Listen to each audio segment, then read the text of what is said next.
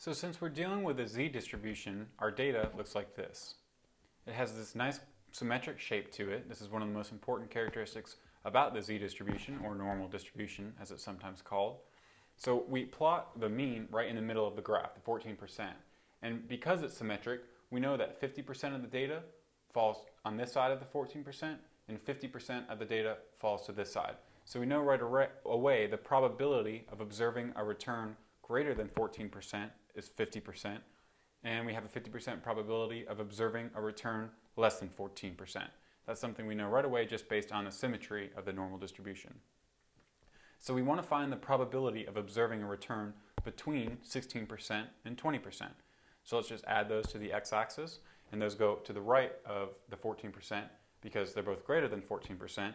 It's good to add these to your graph every time you're doing one of these types of questions because it'll help you understand what steps you need to take to find the probability we're interested in once we get to the step where we look up the z-numbers in our z-tables. And so we're interested in this probability right here.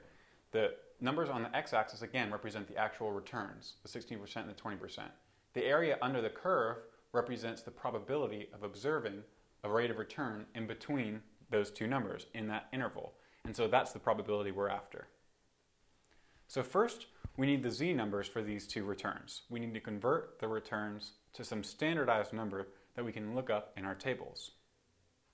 We know the mean of this distribution is 14%. We're told that in the question. And the standard deviation is 4.8%. So again, we're converting the 16% and the 20% to standardized numbers, to z-numbers, and we need to use this formula. The z-number is just equal to the actual return. So in this case, the 16%, we're going to start with the 16%, minus mu, which is just the mean, divided by sigma, the standard deviation. And again, the mean and the standard deviation are given to us in the problem. So first, let's find the z-number for the 16% return, this lower bound on the interval that we're trying to estimate. So we plug in the 16% for the r hat, and we subtract the mean, the 14%, and divide the difference by the 4.8%, the standard deviation. That gives us a z-number of 0.42.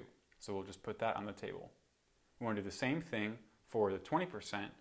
So the z-number that corresponds to the 20%, the only thing that changes is r hat, the actual value that we expect. And so we plug in the 20%, subtract the mean of 14%, and divide by the standard deviation of 4.8%. And we get a z-number of 1.25. And so now the problem becomes, what's the probability of observing some number in between a z-number of 0.42 and 1.25? So it's the same question. We're still looking for this area, but now we've changed the problem into a standard one that we can actually use these z-tables to look up. And so we can look at the z-tables, the z-numbers in our z-table, but because the way it's formatted, our z-table actually tells us the amount of data that lies between the mean